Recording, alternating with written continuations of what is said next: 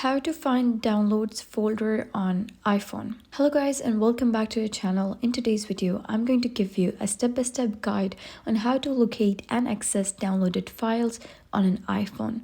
So you gotta search for this files application on your iPhone. However, if you're not able to locate it, you can simply head over to your app store, go to the search bar and type in files and then click on search. And here files is basically a built-in application of iOS. So this is a utility application. So you gotta click on open and here you'll be redirected to the browse section. So what you gotta do is click on downloads over here, and once you do so, you will be able to locate and access all of your downloaded files within this section.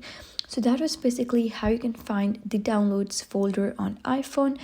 If you found this guide helpful, give it a thumbs up and don't forget to subscribe for more helpful tutorials. I'll see you in the next video.